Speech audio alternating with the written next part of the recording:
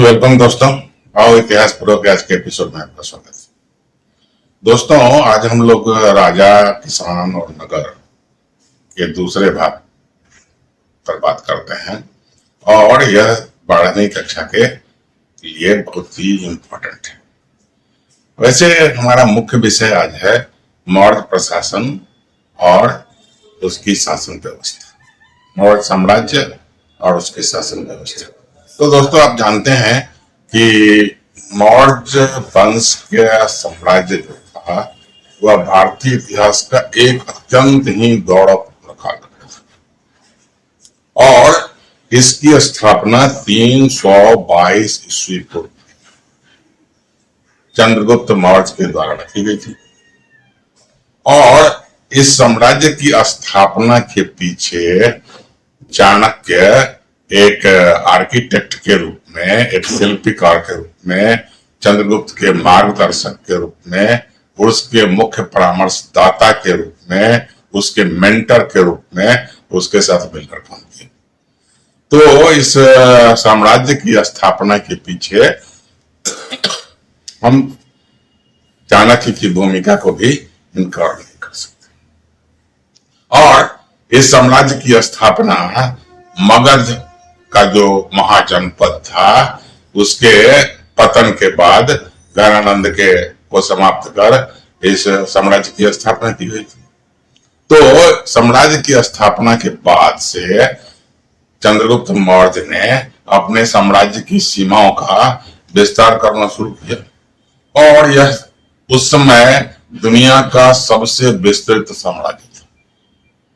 विस्तृत साम्राज्य, अब इसका प्रसार कहां तक था इस बात को हम देखें तो इसका प्रसार उत्तर में हिंदू कुश पर्वत से लेकर दक्षिण में कर्नाटक तक और पश्चिम में गुजरात, महाराष्ट्र, राजस्थान से लेकर पूरब में उड़ीसा और असम के हिस्सों तक था। तो यह साम्राज्य बहुत ही बड़ा था। अब चलिए, साम्राज्य की बात तो हो गई, इसका विस्तार तो हो गया। तो इतने बड़े साम्राज्य में, और खास करके हम ईस्वी पूर्व की बात करें, 300 मतलब चौथी शताब्दी ईस्वी पूर्व की बात जब कर रहे हैं, तो उस समय हमारे पास तकनीक आज की तरह तो थे नहीं। तो जब आज की तरह तकनीक नहीं थे तो साम्राज्य चलाने का, इतने बड़े साम्राज्य को शांतिपूर्ण तरीके से चलाने का, हमेशा विकासोन्मुख रखने का कोई ना कोई प्रबंध तो होगा। तो यह प्रशासकीय व्यवस्था, यह इस प्रशासन की व्यवस्था चंद्रगुप्त मौर्य और चाणक्य ने मिलकर रखी थी। तो हम कहते हैं कि यह साम्राज्य क्या था, पूरी तरह केंद्रीयकृत। तो जब हम केंद्रीयकृत बोलते हैं तो केंद्रीयकृत का मतलब क्या है कि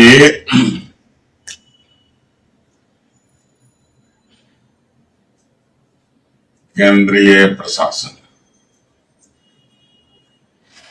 केंद्रीय प्रशासन का मतलब था कि राजा इसका सर्वोच्च अधिकारी था और राजा का पद भी क्या था, डायनेस्ट था। डायनेस्ट का मतलब अनुवंशिक था, राजा का पुत्र ही राजा होगा। तो इस प्रशासन में केंद्रीयकृत का मतलब था कि राजा इसका असली स्वामी था, उसकी इच्छा सर्वोपरि थी। तो ऐसे में इतने बड़े साम्राज्य पर शासन की स्थापना के तरीका क्या होंगे? तो उसने क्या किया कि प्रांतों में मौर्य प्रशासन को प्रांतों में बांट दिया। क्या किया? प्रांतों में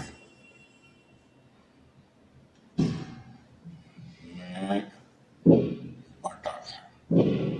तो प्रांत कौन कौन से थे भाई? तो प्रांत में कहें तो ये कहा था कि पूर्व में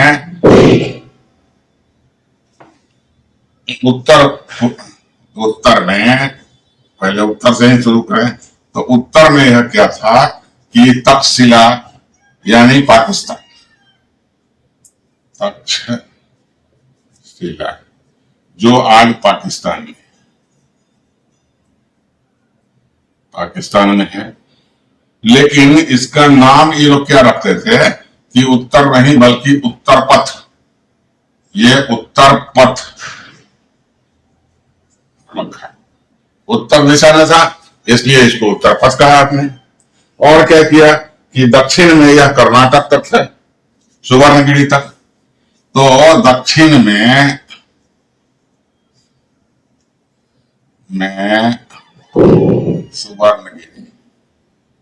सुवर्णगिरी जो आज कर्नाटक में है। पश्चिम में क्या था कि पश्चिम में उज्जैनी में था, जो आज मध्य प्रदेश में है। और पूर्व में यह कहाँ था, पूर्व में उड़ीसा आसाम तक फैला हुआ था। ये है उड़ीसा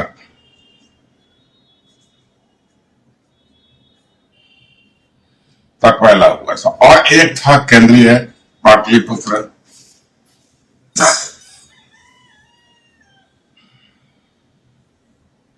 तो यहां हम देखते हैं कि यह पाटलिपुत्र में राजा की स्वर्ण राजधानी थी।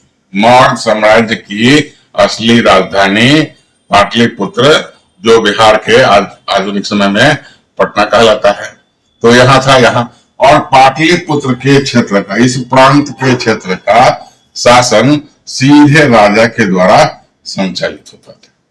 अब बच गए शेष चार, जैसे उत्तर पथ में तक्षशिला में था, तो इन दक्षिण में ये सुवर्णगिरी कर्नाटक में था, पश्चिम में उज्जैनी में, पूर्व में उड़ीसा में। तो इन चार प्रांतों का शासन चलाने के लिए गवर्नर्स की नियुक्ति होती थी। और ये गवर्नर्स कौन थे? तो अक्सर ये कुमार गवर्नर होते थे। वह कहेंगे कुमार गवर्नर का क्या मतलब है? तो कुमार गवर्नर का मतलब है राजा का पुत्र। यदि जरूरत पड़ी तो राजा के परिवार से कोई अन्य व्यक्ति भी हो सकता है जो इस कार्य के लिए योग्य। लेकिन सबसे बड़ी योग्यता क्या थी? राजा के प्रति निष्ठा। राजा के प्रति आपको निष्ठावान रहना होगा।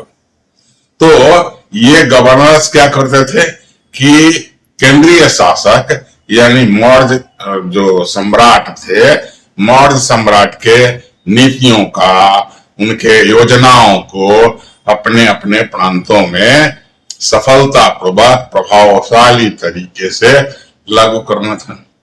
तो ये प्रांतों में बटा था। हम अगर ऐसा सोचते हैं कि नहीं, केंद्रीय का मतलब अकेले राजा था, अकेले वह सब कुछ करता था, तो ऐसा भी नहीं था, बल्कि यह प्रांतों में बटा हुआ।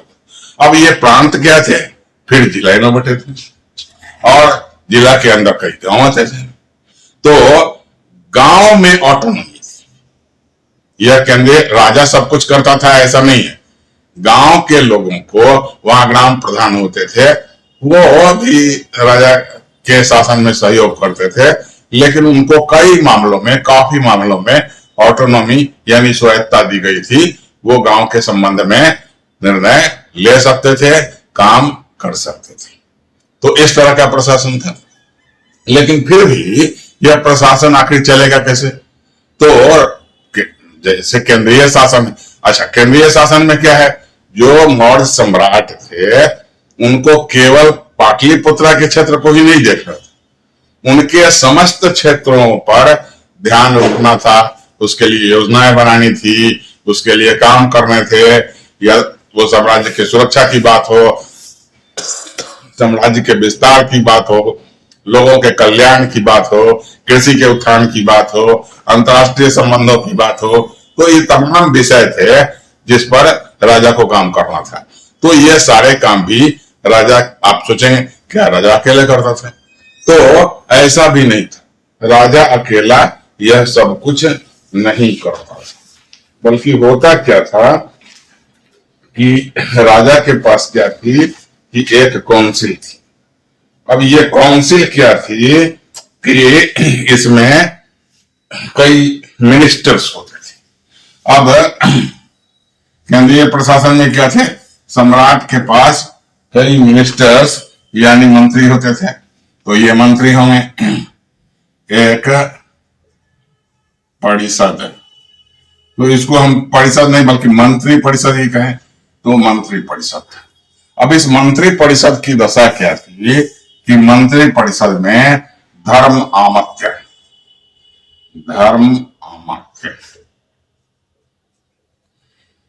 मौर्य प्रशासन में मिनिस्टर्स को आमत्य कहते थे। तो धर्म के विषय पर एक खास करके एक मिनिस्टर होता था जिसको धर्म आमत्य या धर्म महामत्य। तो इनका काम क्या था भाई, यह राजा को धार्मिक मामले में, नैतिक मामले में परामर्श देते थे और पूरे साम्राज्य में इस मिनिस्टर की चलती थी, उसकी बात को सुनी जाती थी, उसकी बात को तरजीह दी जाती थी। तो ये धर्म आमत्य थे। उसके बाद क्या था, महाआमत्य।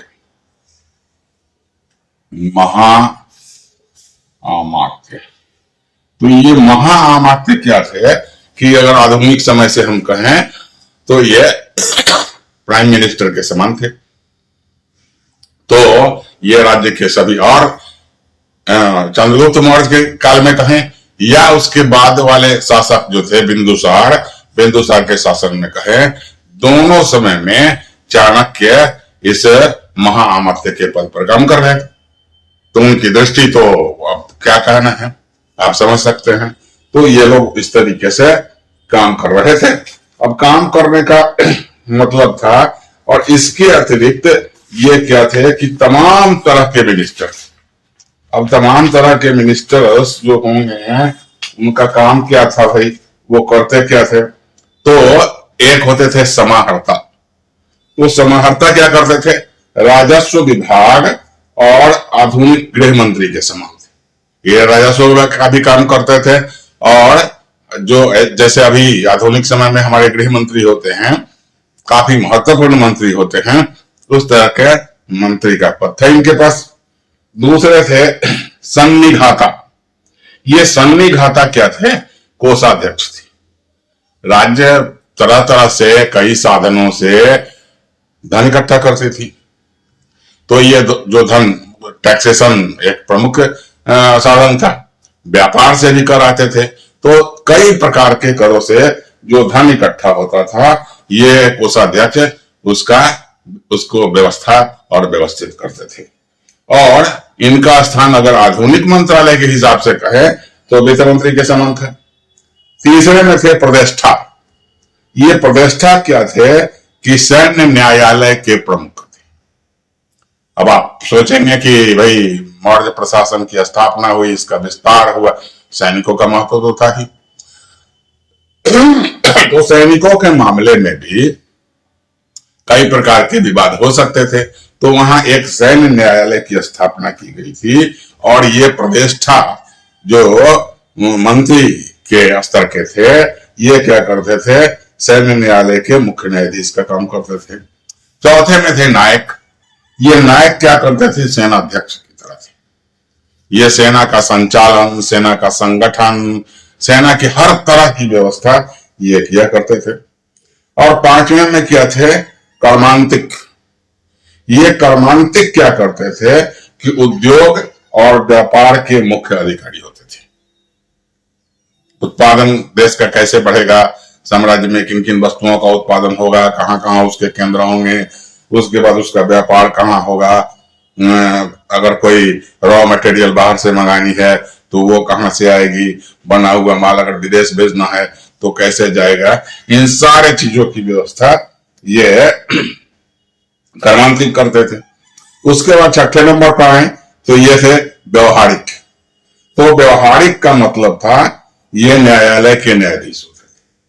जो केंद्रीय स्तर पर जांच होती थी, उस न्यायालय के जुरिस्टों के बीच सम्राट स्वयं भी बैठते थे, लेकिन ये क्या थे कि व्यवहारिक न्यायालय के न्यायाधीश होते थे। उसके बाद आते थे दंडपाल। तो ये दंडपाल क्या करते थे, सैन्य आपूर्ति की निगरानी करने वाले अधिकारी थे।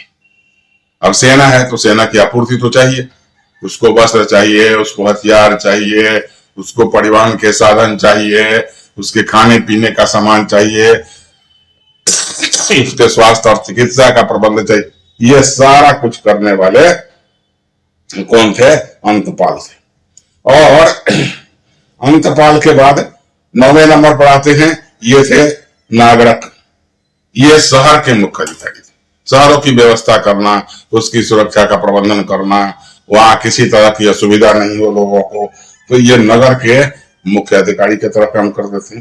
और 10वें में थे प्रशास्तु। प्रशास्तु का मतलब है राजा के या राज्य के कहें कि जितने प्रकार के दस्तावेज होते थे, दस्तावेजों को सुरक्षित रखना, राजा के नए आदेशों को लिपिबद्ध कराना। तो ये दस्तावेजों के, कागजातों के ये मालिक होते थे। उसका रख रखाव हो, उसका लिखना हो, या उस तरह के जो भी काम थे ये प्रशास्तु करते थे। और 11वें थे दैवारिक, जो राजमहल की देखरेख करने वाले थे। अब राजा तो राजमहल में रहते थे, तो उनके परिवार के लोग होंगे, उनके स्टाफ मंडल कहें तो वो होंगे। तो राजमहल साज सज्जा होगी, वहां के प्रोटोकॉल्स होंगे, तो इन तमाम चीजों की देखभाल करने वाले कौन थे? दैवारिक। और 12वें में थे अंतर्वेशिक। ये अंतर्वेशिक बड़ी महत्वपूर्ण था। क्यों भाई महत्वपूर्ण? ऐसा क्यों था? वैसे तो सारे मंत्री ही अत्यंत महत्वपूर्ण थे। तो ये क्या करता था कि सम्राट की व्यक्तिगत सुरक्षा की निगरानी, व्यवस्था और सुनिश्चित करना इनका काम था कि राजा का व्यक्तिगत सुरक्षा कैसे सुनिश्चित हो। और ये अंतर्वेशिक ये काम करते थे। और उसके बाद में थे आटविक, जो वन विभाग। तो यहां हम देखते हैं कि एक लंबी चौड़ी सूची, काउंसिल ऑफ मिनिस्टर, अगर आप किसी भी देश के आधुनिक समय से भी मिलाएं तो इस तरह के काम किए जाते हैं। और उसके लिए मंत्री होते हैं, और इन मंत्रियों के नाम और उसकी जिम्मेवारी के आधार पर आप समझ सकते हैं कि मौर्य प्रशासन में क्या था कि विभागों में काम बटे थे, और प्रत्येक विभाग की जिम्मेवारी एक खास व्यक्ति को दी गई थी, जो वहां के मिनिस्टर, अमात्य या जो भी कहें आप अधिकारी थे, ये करते थे। तो इस तरह से केंद्रीय प्रशासन का काम चलता था। अब केंद्रीय प्रशासन के बाद थोड़ा नीचे चले तो नीचे भी लगभग यही व्यवस्था है। वहां क्या था कि कुमार गवर्नर होंगे, तो गवर्नर की भी परिषद थी, और उसमें भी लगभग ऐसे ही क्या थे, विभाग थे। वहां भी एक परिषद थी, परिषद गवर्नर को सलाह देती थी और ये काम होता था। और क्या था कि उसके नीचे जाए तो जिला पर भी एक लंबी चौड़ी अधिकारियों की लिस्ट थी, फहरिस्त थी, और ये अधिकारियों की सहायता से काम किया करते थे। अब हम गांव के स्तर तक चले गए तो गांव के स्तर में देखते हैं कि वहां के लोगों को काफी स्वायत्तता थी। गांव के प्रधान गांव के लोगों के विचार से ही चुने जाते थे। गांव की छोटी बड़ी सुविधाओं का वो ध्यान रखते थे। तो ये तमाम होता था। और ये इतना बड़ा साम्राज्य, जो ये व्यवस्था तो चल ही रही थी, क्या जनता का समर्थन प्राप्त था? तो अब देखिए, ये प्रशासन का एक तो हम कहते हैं कि ये टोटलिटेरियन थे। टोटलिटेरियन का मतलब कि सारा अधिकार, all the powers were vested into king, तो राजा को ही सारे अधिकार प्राप्त थे। लेकिन ऐसा भी नहीं था। साक्ष्य बताते हैं कि राजाओं के कर्तव्य और जिम्मेवारियां, अधिकार भी लिखित रूप से मौजूद है। इसका मतलब क्या था कि एक तरह से राजा खुद से यह घोषित कर दिया था कि भाई हमको कानून का शासन स्थापित करता है। जो नियमावली हमने बना रखी है, राजा ही क्यों न हो, वह उन नियमों का पालन करेगा। तो कठोर नियंत्रण था, चारों तरफ विकास की बातें थी। दूसरी बात क्या थी कि धर्म एक महत्वपूर्ण विषय होता है। तो मौर्य सम्राट धर्मों के प्रति शुरू में तो चंद्रगुप्त मौर्य थे, बिंदुसार भी शायद थे। अशोका के काल में बौद्धों का काफी उत्थान हुआ और उस समय का यह सबसे प्रचलित धर्म था। तो बौद्धों के लिए अशोका ने बहुत सारे काम किए। तो देखिए आप, सारनाथ का स्तूप है, सांची का स्तूप है, तमाम किला का निर्माण कर रखा है, सुदर्शन झील बनाया चंद्रगुप्त के समय में। अब कृषि की व्यवस्था आप कराते हैं, उद्योगों को बढ़ावा देते हैं, व्यापार को बढ़ावा देते हैं, यानी लोग वहां बड़े खुशहाल थे। तो जब लोग खुशहाल होंगे तो क्या हो, जनता के बीच राजा के प्रति सम्मान का भाव तो होगा। और यह उनके मौर्य साम्राज्य की सबसे बड़ी ताकत थी कि मौर्य राजा क्या करते थे कि जनता के प्रति बहुत ही सचेत थे कि हमारी जनता को, हमारी प्रजा को जो भी कहेगा उससे किसी प्रकार का कष्ट नहीं होना चाहिए। उसके खाने पीने का, उनके रहने सहने का, उनके काम धाम का, उनके रोजगार व्यवस्था का, उनके उद्योगों का, उनके जो धार्मिक मान्यताएं थी उसको सम्मान देने का। लेकिन क्या था कि वर्ण व्यवस्था थी। तो वर्ण व्यवस्था में क्या था कि ये जो न्याय की प्रक्रिया वहां चलती थी, तो न्याय के मामले में मौर्य सम्राट या मौर्य साम्राज्य में बड़े कठोर नियम थे, अपराधियों के प्रति बड़ी सख्ती बरती। लेकिन अगर कोई अपराधी का अपराध सिद्ध होता था तो उसको वर्ण के हिसाब से उसको जो दंड मिलते थे उसमें क्या था कि उसमें भेदभाव था। शूद्रों को सबसे अधिक दंड, वैश्यों को कम, क्षत्रियों को तो बहुत ही कम और ब्राह्मणों को तो बहुत ही कम दंड दिए जाते। तो ये, लेकिन लोग संतुष्ट थे। राजा के प्रति उनके मन में एक आदर की भावना थी। और इस सम्राट की बात क्या थी कि उसने अपने विचारों को, अपने उद्देश्यों को, अपने शासन के मकसदों को तमाम शिलालेखों में, पाली में, प्रकृत में, ब्राह्मी लिपि में, खरोष्टी लिपि में, तमाम जगहों पर पूरे साम्राज्य के अलग अलग क्षेत्रों में लिखवा रखे थे। अब लोग इसको समझ रहे थे। जब आप एक शासक अपना नेक उद्देश्य जनता के सामने प्रस्तुत करता है और जनता देखती है कि वास्तव में राजा इन्हीं उद्देश्यों के साथ काम कर रहा है, प्रयास कर रहा है, उसकी व्यवस्था कर रहा है, तो जनता तो खुश होगी। और जब जनता खुश होगी तो क्या करेगी, राजा को नैतिक समर्थन और दूसरे तरह का समर्थन, जैसे कर देने की बात हो, सेना में भर्ती होने की बात हो, तो इन सारे कामों में राजा के साथ उसका सहयोग प्रखर रिश्ता बनेगा। तो इन रिश्तों के साथ मौर्य साम्राज्य ने क्या किया कि इनका प्रशासन चलता था। तो दोस्तों, मेरा आग्रह है कि आप इस चैनल से जुड़ें, वीडियो को लाइक करें, सब्सक्राइब करें, अपने जितने जानने वाले दोस्त हैं, संबंधी हैं या आपके संपर्क में हैं, उनके साथ शेयर करें और इससे जुड़कर इस वीडियो का लाभ उठाएं। धन्यवाद।